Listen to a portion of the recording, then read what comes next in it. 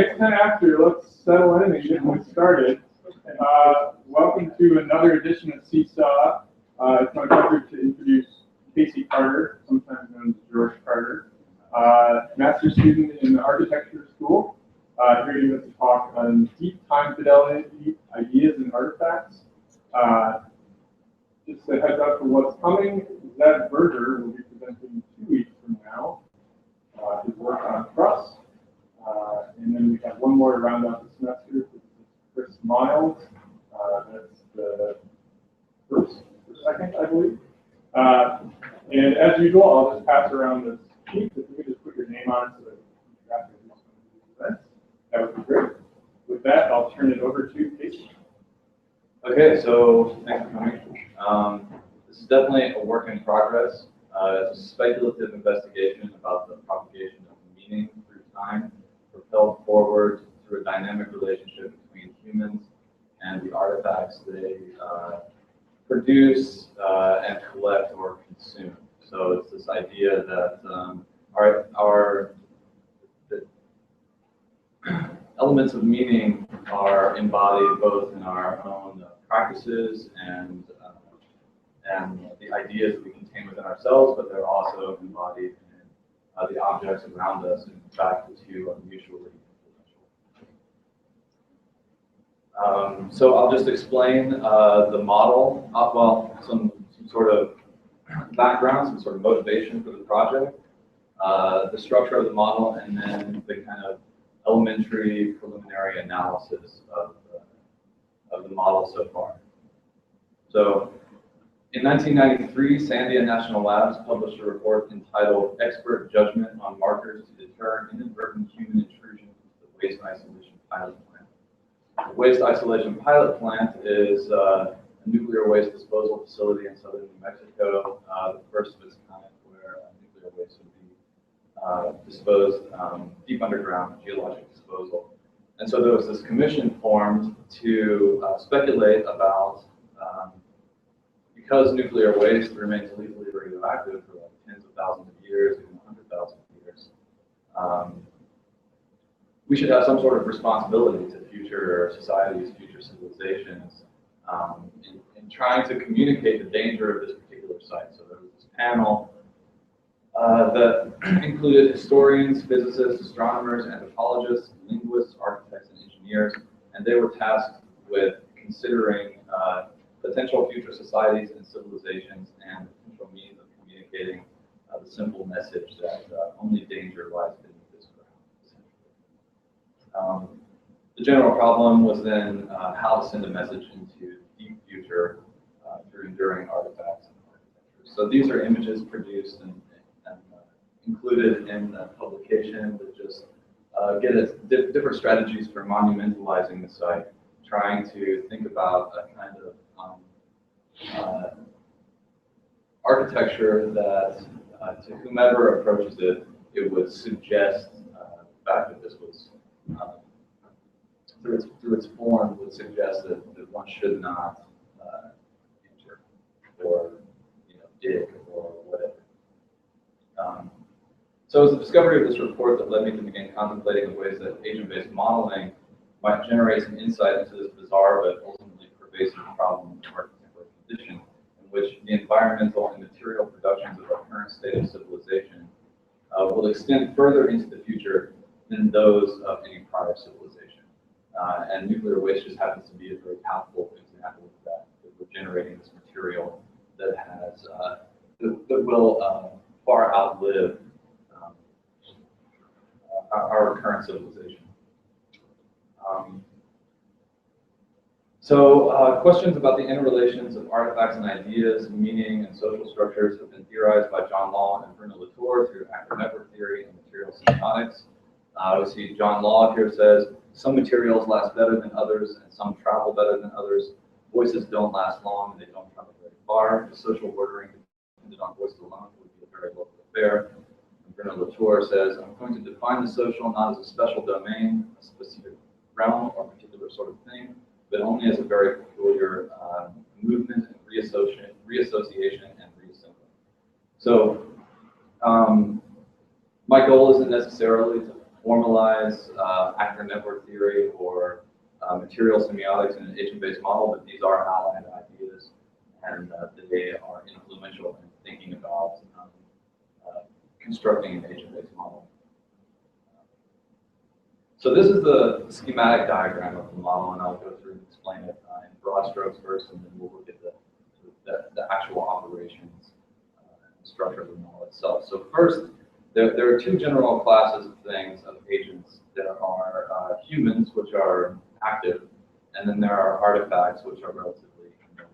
So the world is seeded with a group of humans, and what we're interested in this model is some abstract notion of meaning or a particular idea. Like we want to trace how any given idea or nugget of meaning moves back and forth between artifacts and human beings through extensive periods of time.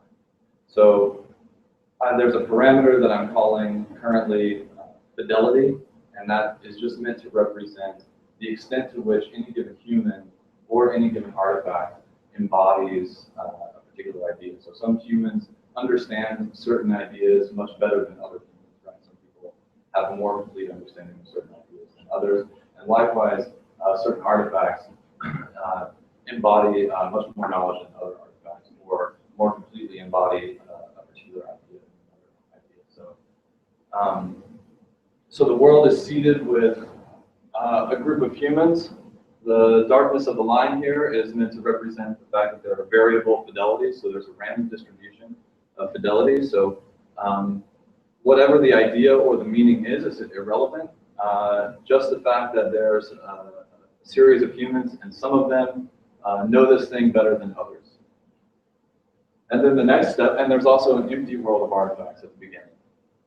The next step, the humans create artifacts, because that's what humans do, not all humans, but at least groups of humans, we make things. Whether they're books, whether they're machines, whether they're buildings, all of these things embody various elements of meaning. So humans make artifacts, and the extent to which these artifacts embody a particular meaning, so their fidelity measure, correlates with the fidelity of the human that produces them, although it's kind of divided among the artifacts that they produce. So if a human who has, and the measure of fidelity goes from 0 to 1, where 1 is essentially a kind of perfect knowledge of a particular idea. So if a human has a 0.7 fidelity and they make one artifact at a given step, that artifact's fidelity cannot exceed 0.7, because you can view it with more meaning than the human has, essentially. And if they make multiple artifacts, then the idea is that the fidelity is sort of split among those artifacts, because you can think of it sort of analogous to like a mass production type artifact versus like an artisanal good, which you can mass produce and sort of maybe devoid of the kind of attention and specificity that something when someone focuses on producing something. Okay, so humans make the artifacts. Those artifacts just get dumped into the world of artifacts, all of the things that are out there which you possibly might have some association to. And then the next step, the humans collect artifacts, or you can think about it as things you actually own, but also maybe things in the world which you're associated with, which help sort of maintain your own personal body of knowledge. So when humans collect artifacts, their fidelity value is then reassembled based on that collection of artifacts. And then similarly, you start with the kind of recursion of the rest of the model, which is now the humans produce more artifacts, they get put back into the world. They're sort of constantly exchanging artifacts based on their fidelity values, collecting them, producing more, collecting them, reassembling their fidelities, producing more artifacts based on their certain fidelity measures. So I'll go through it specifically here, and maybe it'll make a little bit more sense. Globally defined are, of course, the number of humans, the population, the length the model runs, the steps, the maximum collection that any particular human can have. So you just hard code in, okay, any particular human can't have more than 10 artifacts or something like that. Keeping in mind that these, of course, don't correspond in the same direct way. Obviously, we associate with more than 10 artifacts, but for the sake of exploring the model, it may be 10, and maybe 50, maybe, I don't know. The maximum that they can make, so at any given step, the maximum number of artifacts that a human can produce. The artifact fidelity threshold. This is the threshold beyond which an artifact no longer has meaning. So physical things degrade over time, and they also do in the model. So once, and this is represented by a reduction in its fidelity. So once a painting, a beautiful painting that has been imbued with a great aesthetic meaning begins to degrade, that the capacity to which it communicates that meaning begins to disappear, right? Or any other object similarly goes through a degradation, and eventually it ceases to be meaningful at all. So it disappears from the world once it moves past the artifact fidelity threshold. The collection care is a parameter that determines the probability that an artifact will degrade or be lost when it's in the collection of a particular human. So this is the idea that humans will take care of things that are meaningful to them, right?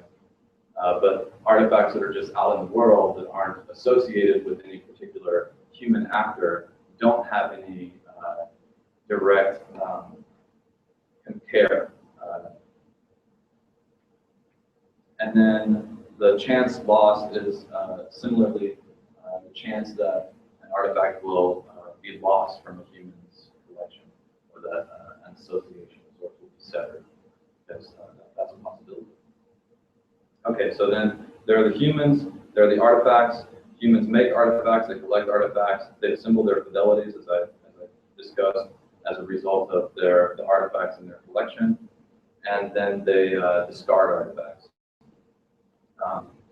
And then the artifacts can decay or disappear. So the order of operations of the model is that, as I explained, the humans are made, and each step the humans assemble fidelity. So at the beginning of each step, the humans will calculate their new fidelity value, which influences many operations to follow.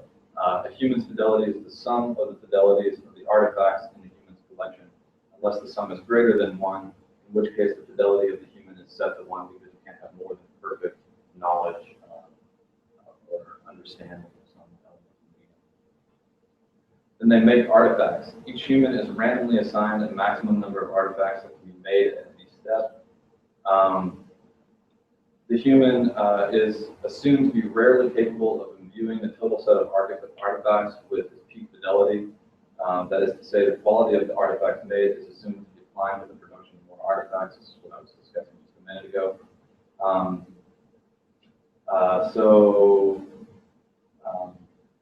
The efforts and concentrations of production are divided, and as a result, the fidelity of the artifacts suffer. Within these constraints, there is still random variation. The precise fidelity is assigned by randomly generating a number between 0 and 1 and multiplying that number on the fidelity of the human, then dividing the human's maximum production number. So, as a result, artifact fidelities are generally very low. It's very difficult to generate an artifact that fully embodies it. Discard artifacts. Humans discard artifacts only if they have reason to think they should. So this is the only evolutionary mechanism in this model, which enables humans to gain better collections and react to sort of the social landscape of various other humans. If a human fidelity is below the mean fidelity in the population, then the human will discard its lowest fidelity artifact, and then they will pick at random an artifact from the environment. So they desire to have a higher fidelity that can sort of, in a way, understand that my knowledge of this idea is not sufficient in comparison to the rest of the population. So I have this artifact which I know is not very meaningful. I'm going to get rid of it, and I'm going to pick another one.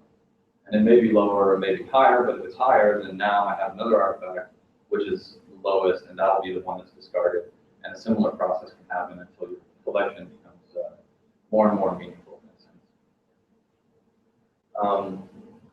Collect artifacts. If the collection of any given human is not at its maximum, then the human will pick artifacts at random from the world. So this pretty much happens every single step for humans whose fidelity values are less than the mean, right? Because they're constantly discarding artifacts and then they collect another one. But also at the beginning of the model, of course, they're just grabbing artifacts from the world. And then lose artifacts. Every step there's a chance that each artifact will be lost. When an artifact is lost, it is simply returned to the world of artifacts. So your association is severed, and it's kind of out there to be potentially reassociated with some other human. The chance that an artifact will be lost diminishes with increased fidelity of the artifact. So the idea here is that more valuable artifacts will be guarded more so than less valuable artifacts, and are thus less susceptible to neglect and loss. So you can think about, the most valuable artifacts are very carefully guarded in museum collections or libraries or in any of these kinds of institutions that serve to use that take care of these very meaningful things. And then age artifacts. When artifacts are in the collection of the human, they have only a chance of aging each step, whereas artifacts in the world age each time in civilization steps, which I already mentioned. Analogous to the function lose artifacts, every time a human steps, each artifact in its collection has a chance of aging, inversely proportional to its fidelity. So you can think of aging more as like degrading, because obviously artifacts age as time moves on, and there's no way you can stop their aging, but they're going to degrade if they're not cared for as carefully as others. And then when the world artifacts step, they just age, they decay, and then if they're below this artifact threshold, they're altogether no longer meaningful. Okay, so that is everything that goes into the model, and now I'll just run through what it spits out as a kind of preliminary, really basic analysis. So qualitative analysis of figure 6 reveals several interesting characteristics of the model. First, each human experiences a range of fidelities over the, this is fidelity plotted over time steps. So it goes from 0 to 1, and it's like 500 steps. So each human experiences a range of fidelities over the course of the model run, with the overwhelming majority of its time occupied in the low fidelity region. So you can see the one highlighted in red is sitting over about 50 of these, so you can just see how the kind of space is filled in terms of fidelity values. But looking at the plot in red, you can see that most of its time is spent down here, as are the others, which you can see from just the overall density of lines in this region. But then there are a few instances, when it's kind of in the middle, and then very rarely does it actually attain a very high fidelity. What's the difference between the green and the red bars? The red bar is just highlighted so that you can see it better. Okay. It's the same. They are all representing an individual human fidelity time series over 500 steps. So you can't really, distinguish what's in the background because they're all overlapping. But I just wanted to show them, to show the one plot relative to the others. And the transition from one step to the next seemed to also favor small transitions. So, the majority of sort of the jumps between fidelity values are also very small. But then you see occasionally, if that's punctuated by an enormous an enormous transition. So let's see. This is one of the hallmarks of self-organized criticality, scale-free behavior in which the ring size distribution of transitions or sand pile avalanches follows a power law, which if you look at the transition distribution, the ordered transition distribution here, you can see that it's got a power law shape to the plot, where there are very few transitions. This doesn't correspond to this red, to this particular human, so it's a little bit misleading, but it's another human in the population. So this human never jumps more than 0.3 values, 0.3 in fidelity, but obviously this one jumps almost 1. But in any case, the shape of the curve is the same, and you see that the higher transitions there are very few of, and then there are many more lower transitions. And in fact, the transitions upward and then sort of the transitions downward happen in a kind of analogous way. So what is the x-axis here? The x-axis here is just, this is an ordered distribution of fidelity transitions. So there are 500 steps, so there are 500 transitions, and it's just ordering from the smallest transition to the highest. Although, of course, the smallest absolute value of breaking. Okay. So this is showing the same fidelity plot for the same human actor as before. It's just stretched out. And then beneath it is the average and peak human and artifact fidelities for the same run. So in the green is plotting the peak human fidelity at any time. So it's the highest curve. The blue is then the average fidelity. So you can see that the peak human fidelity for the whole population is much higher at any given time than the average fidelity. The peak artifact fidelity is in the red, which analogously is much higher than the average artifact fidelity, which is in the light cyan here. It's a little bit hard to see. These four values distill the general behavior of the model over the course of a run. Peak values are of particular interest because they represent the maximum fidelity or the peak level of understanding present at any point in the civilization as a whole. Peak values are much higher than the average values, and we should actually anticipate to see this structure because in most cases, knowledge is distributed throughout the population in a somewhat analogous fashion to capital. Only a few people have sort of access to the most meaningful artifacts, and in fact have sort of the greatest bodies of knowledge themselves.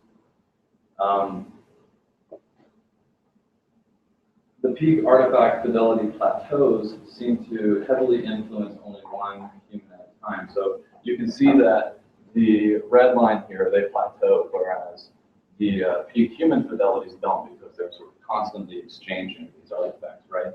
There's never really a moment where, I mean, perhaps there are very small plateaus for a few steps at a time, but then something happens, an artifact is lost, an artifact decays, or there's some sort of other exchange. But an artifact gets to a certain peak fidelity and remains there until it decays, and then all of a sudden it's not the peak artifact anymore, but it's not really oscillating. It has a set fidelity value until it begins to decay for some reason. Let's see, what else to mention? Humans are more vulnerable to dramatic negative fidelity transitions when they are at their peak fidelity, not only because they have further to fall, but because they are no longer explore the world of artifacts that are curate their own collections. So when a human again is above sort of mean fidelity, he's no longer, or she is no longer, or maybe it's even a group of humans. This could be conceived of as even perhaps different cities as opposed to individual entities.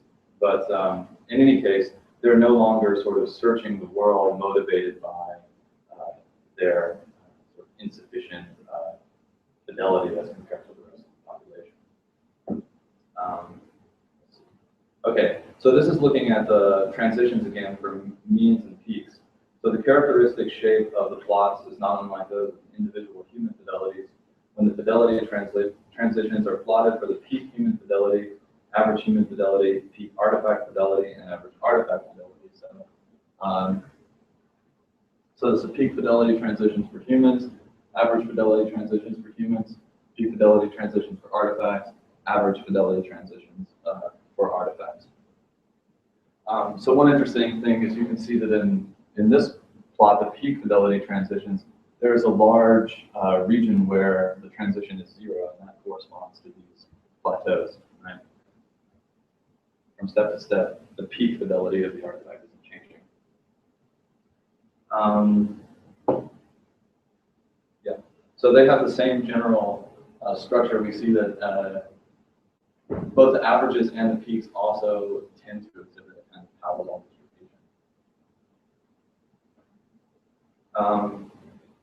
These figures 13 through 15, demonstrate the quick transition in human fidelities from a nearly linear distribution initially to a distribution that moves quickly towards the power law. So this figure here shows for t equals 0, t equals 1, and t equals 2, the distribution of human fidelities. So t equals 0, this is when the fidelities are, the humans are seeded with a random distribution, so it's more or less linear.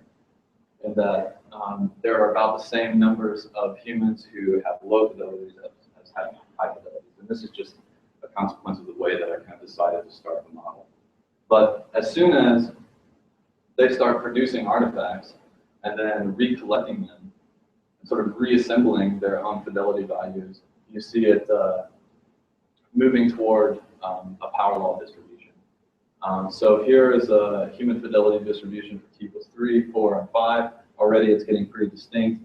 And then at t equals 250 and t equals 500, you see that there are very few humans with very high fidelities and many more with very low fidelities. There's a similar phenomenon with the artifacts, although they sort of more quickly converge toward this smoother curve, also because there are many more artifacts than humans in the population. So here we just have 60, so the curve is a little bit rough. This is 9,000 or something, because humans are consistently producing artifacts. Yeah. Okay.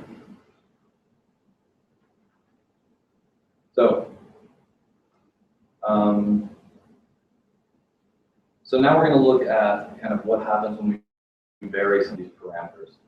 Like I said, like this is just the model, and I've gotten to the point where I'm just exploring what happens, and that's what I'm sharing with you. So in this series of graphs, we see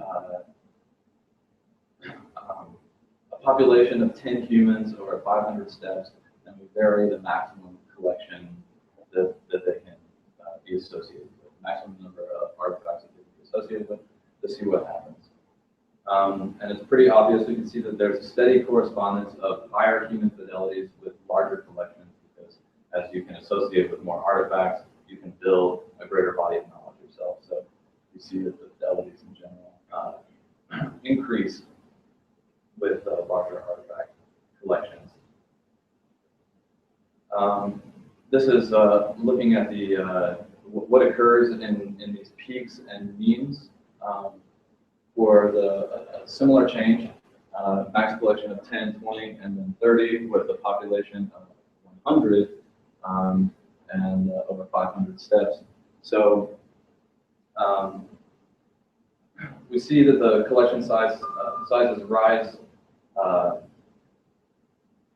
We see that as the collection sizes rise, so too do the peak and average human artifact fidelities, which is analogous to what we saw on the other plots. But one thing that's interesting about this is that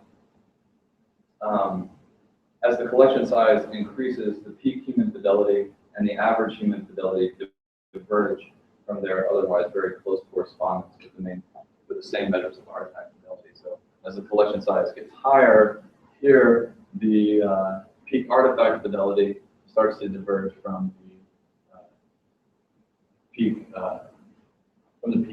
human fidelity. And that also is intuitive because humans are collecting more objects. So again, it's just a result of the same phenomenon that now they're able to assemble more comprehensive kind of collections, which increase the difference between their fidelities and the fidelities of a single artifact.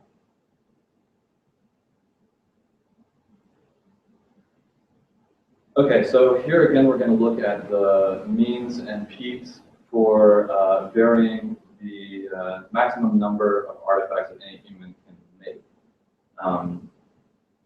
So we can easily see that as the production of artifacts is limited, measures of both artifact and human fidelity increase.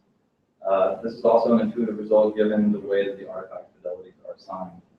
Essentially, the fidelity of the human is divided among the artifacts it produces with some random variation. So as humans produce fewer artifacts, those artifacts are imbued with more. Thus, with the limited production of artifacts, the artifacts produced have higher fidelities, which then conditions a world of higher average artifact fidelity that will inevitably lead to higher human fidelity. We can also see from figure 27 that when perfect fidelity exists for a sustained period of time, so the human line you can't even see because it's right up here on top, the peak human fidelity, the averages start to grow over time. As that sort of perfect fidelity is then imbued into more and more of the objects in the populated world. Okay, this is the last slide, and it's just quickly looking at the changing populations for individual human fidelity time series, the effect of that changing population. So we can see that as the population is increased from 20 to 40 to 50, there are more humans tend to reach higher fidelity values throughout the course of the run, and that's not something that I feel like is totally intuitive or that I can explain at this point. So it's kind of a dead end. This is where it stops, and I just turn it over to you for any questions or comments or criticisms. Like I said, it's a work in progress, so I've just shown you what I've done, hoping to move forward, not necessarily knowing which direction, but yeah. So, just briefly, what do you want to understand about the world? What's the question, the puzzle, and what is it that your model seeks to interpret or explain to us? What is this?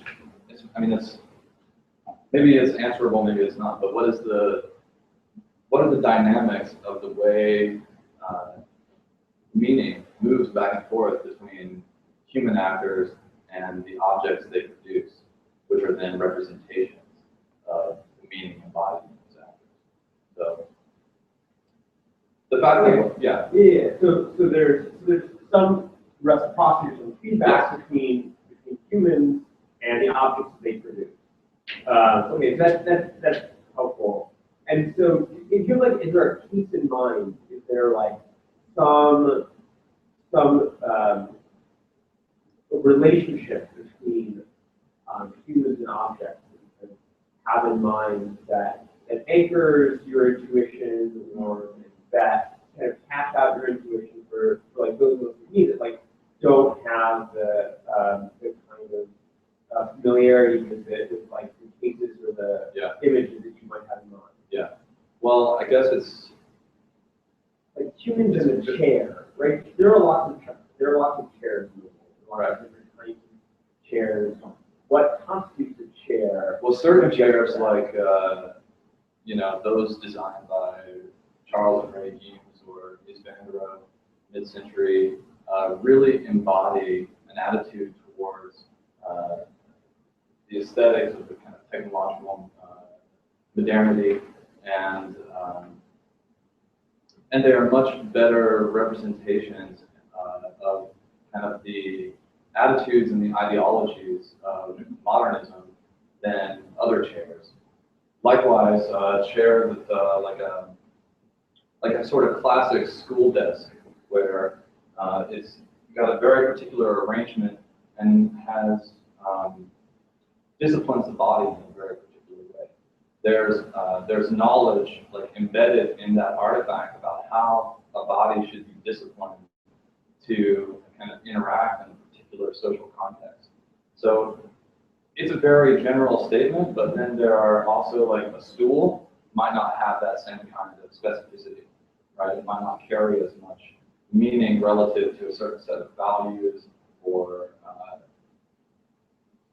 it's hard to articulate with any specificity, but it is in this general, it's acknowledging generally that some artifacts, almost all artifacts, are associated with certain infrastructures of knowledge and practices in the world, and without those things would not be maintained in the same way, and that some of them maintain them better and some of them don't maintain them as well.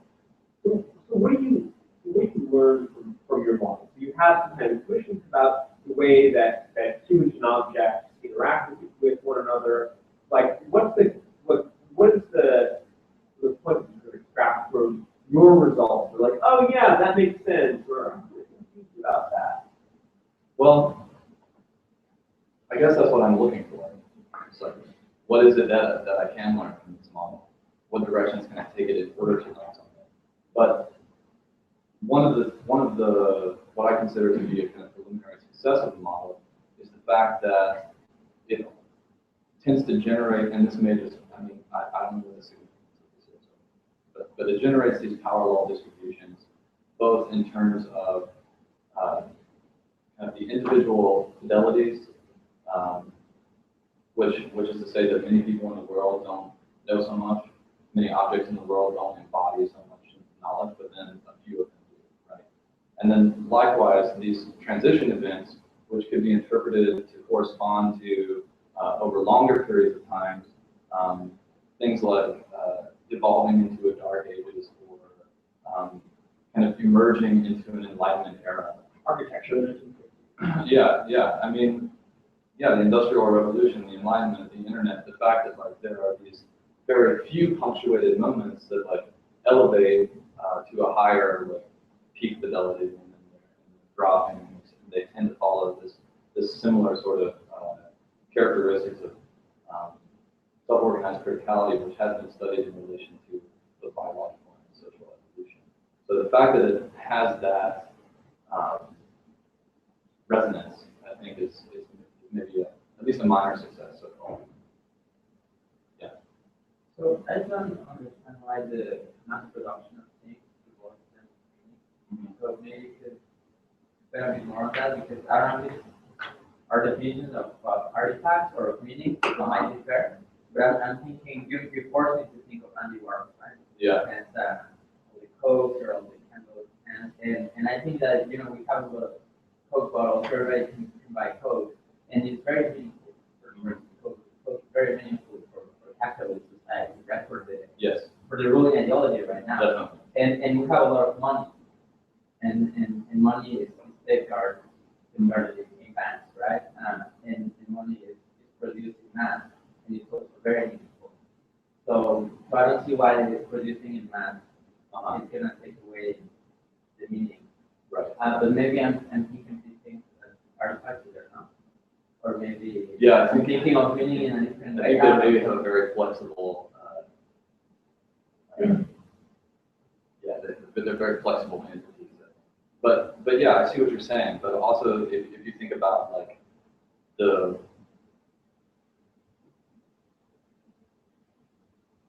I mean, there are certain assumptions that are embedded in the model that are maybe easier to digest than others, and then there are certain others that are just the result of me thinking, okay, there needs to be some sort of payout for the human that produces like, more objects versus less objects. So I use this situation where if someone is, someone or some corporation, city, or whatever the entity is producing more and more things then almost necessarily those things will be, there's not as much focus on like each of those individual things versus if that same entity we're producing a singular object. I don't know if that's a really satisfactory answer, but to try and talk about it in relation to code, if you have, if for instance, like Coca-Cola, I see your point about the importance of the commodity in relation to our current capitalist order, but if a corporation with that kind of resources were to be constantly sort of funneling their energy into producing like new distinctive like recipes or something like that, then there's going to be a lot more information in a way contained in that set of objects than this set of just sort of, you know, a crate of Cokes versus a crate of like various other recipes that are attached to various like culinary traditions or various like, you know, sort of like, I don't know, contemporary food. Yeah, I don't know. You know what I mean? Yeah. Well, it seems like if the concept that is distributed among many materializations of the meaning is increased, right? But then if there's only one materialization of one concept, then the meaning is big. I don't think. Yeah. There's only one Coke and only one cherry, which is Coke six. Yeah. And so I'm guessing that share is very many. Right. Yeah. For not just for Catholics.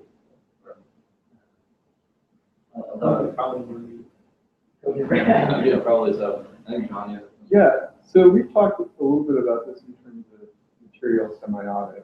For those of you who aren't social scientists, that's the study of meaning residing in objects. And there's a recent critique by a guy named an anthropologist named Tim Hinckley, who really says that's not studying materiality at all, like actual physical objects.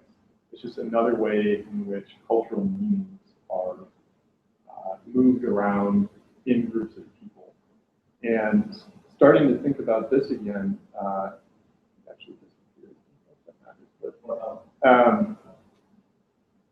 starting to think about this again, I see it as being closer to not actually needing the material component. That it really is a sort of, not quite linguistics model, but a model of meaning being created and attached to people and how they're using certain things. It might even be easier to just think about your objects as being words. You know, you are picking up words and using them, and in your mind, you're attributing a certain meaning with a certain amount of fidelity to it. But you're using it in a population, others are picking it up. And sometimes in our culture, there are people who are able to really grab a certain term or concept and use it, and play with it, and provide meaning to others with it. And then sometimes they lose it.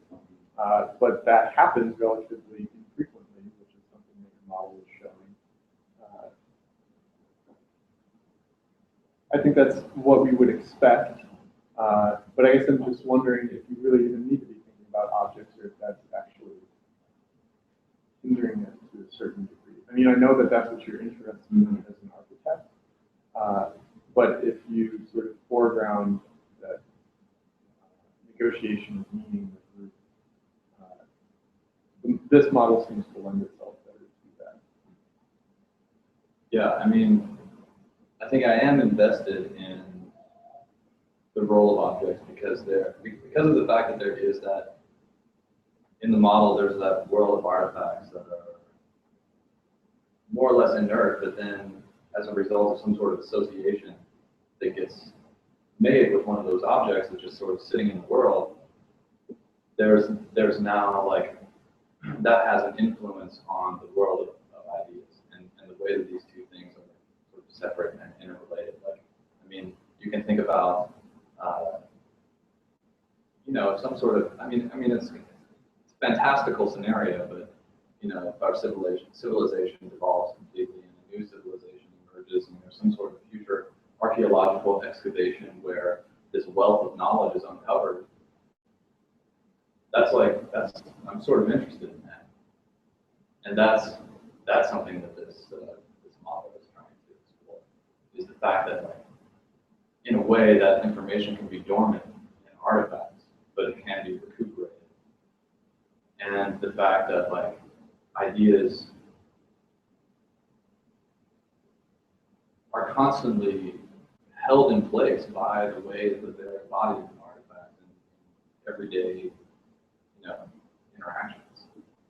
I mean, we have a good sense of what we know, but if we didn't have any of these things that kind of embody what we know, it would be a lot more. I mean, this is just like, obviously no evidence for this point, but so in that case, it sounds like you're arguing that the knowledge of the meaning that is carried by the object is completely independent of the actor who created it.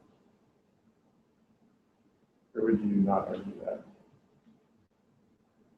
well, I mean, for the sake of this model, it is. If it's something that requires some sort of, I mean, there's always the question of, like, how is an artifact's meaning interpreted, and that could be, the ability for something to be interpreted could be lost with, like, a different cultural context from the context in which it's first produced. And in that case, if the person who produced it is there to help with the interpretation, then yes, it's certainly tied, right? It's not, it's not independent, but I mean, for the sake of this model. Go ahead.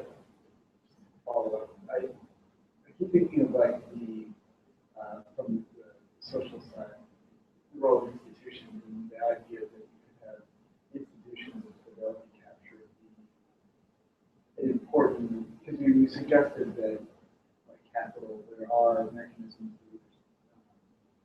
to the fidelity of objects is sort of unequally distributed Yes. in society. So And absorbed by these various and that happens. institutions. That happens through institutional design, not necessarily the design of the objects. So I think that's an interesting maybe next step, or somehow imagining how you would have the actors, the humans, collecting, forming collective sort of the institutions. And that's why I mentioned too, that like the level of abstraction or the level of sort of representation that this model has with the ideas that I'm saying it's corresponding to. I said that, okay, these entities, these human actors could just as well be conceived of as like groups of humans, or maybe they're various institutions. In any case, groups of humans also produce and collect artifacts and maintain bodies of knowledge as a result of that interaction. But yeah, I mean, that's an important. I think it's more, if you're going to go up to the group level, or if you're going to make that claim, I think you would have to say then the object, relationship between the fidelity of the object and the fidelity of the group is much more reciprocal than it is any sort of, the law. It's not embodied in material. It's much more reciprocal, setting out relationships. But they're more related to text. So it's to a podcast because we gave you an equally. You're welcome to, and if you transfer him. Yeah, I've got to take off in just a second. But yeah, okay. So I think a lot of the questions that you're trying to answer are very interesting, but at the same time, I think it's a little bit dangerous to try to interpret the model before kind of seeing some of the results. And I guess I'm not entirely convinced that a lot of the parameters that you have are necessary. I think some of them can be pruned quite a bit, because the basic question to me seems to be one of kind of information transmission across kind of discrete time steps, and there's a lot of beautiful theory already there about like multi-channel models and kind of a game of telephone, different people. So maybe kind of informative and like kind of help guide some of these questions if you kind of work to explore some models that may have similar. I agree with you. There's a lot going on in the model, so it's hard to interpret. Yeah,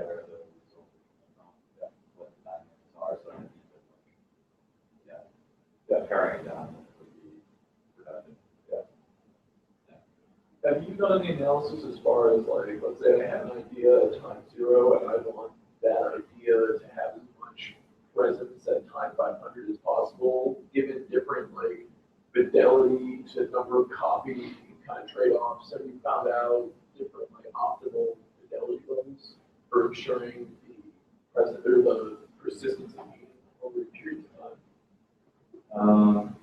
No, I don't think so. I mean, I'm interested in that. But yeah, I haven't. Yes, Scott. It's interesting when I think about it, I'm trying to understand this, that a lot of things that are unique because there's meaning attaching something like in mind. Right? So think about the craftsmen who developed back in all these workers building buildings and have it show their work on the architecture, so that became visible and visible. And that was sort of a glorification of the worker. And I think if you look at modernism, that was like we can now build things that couldn't be built before. Right? But there was, and so then that sort of takes off. But I wonder, suppose you added to your model in the subtracting some sense of like what's really going on. It strikes me that is it the people studying material semiotics believe that for everything that has meaning going on in the world, or searching for some sort of material thing that captures it. Like it's inconceivable to me when something has plastics and rockets going to the moon, you're going to have craftsman architecture take off at that point. Yeah. Right? I mean, we now have an echo back with craftsman architecture, so it's a legal architecture. It seems like there has to be some sort of match between the symbols and the meaning. Yeah. And one thing your model could suggest is, are there delays? Are those things that have long delays because they're, for whatever reason, there's a lot of things that have a little bit run those things that want to come back. Right now, the meaning doesn't match it. Yeah. Yeah. Yeah, and this model is just meant to be any particular like, nugget for me. Yeah. Not that meaning changes. Like if you think about it relative to the waste isolation pilot, Right. you can think that it means like don't dig. Right. And then how does that get transmitted through like the deep future through the creation of a series of artifacts that embody that then enable the continued sort of maintenance of that knowledge and collective consciousness. Right. And yeah, so, but. But color's going to change it, right? Otherwise, you just put a big flag there. Right. Right. Yeah. Why do people look black? Right. They might actually be there. Yeah. Yeah. Exactly. Yeah, because they wound up not even putting subject exactly. They did this report, they speculated about how we mark this act, how we monumentalize it. And then the conclusion was, well, that's probably just going to, make future civilizations become more curious. So let's just not mark it at all and hope that they don't count. We put a rock on it and put a dome on that and you create an institution. Yeah, I exactly. think it would be things other ways. That's the point of the model, is to say that like, how then do we not think about like this one object that can carry a particular meaning, but sort of a world of artifacts that maintain a certain level of association with that, which is definitely invested in institutional formation, all of these other complex issues. So in the graphs of especially the fidelity, it appeared that they were very steady trending downward. Do you ever try running simulations of more times, see if it ever like basically collapses and the meaning lost? Yeah, I mean it will eventually, but that depends on how you tune the parameters too, which I didn't really discuss so much in this, but like for certain parameter sets, like you wind up with a situation where you get perfect kind of human fidelity and the averages start to grow, and in that case, it's not necessarily lost. So I mean,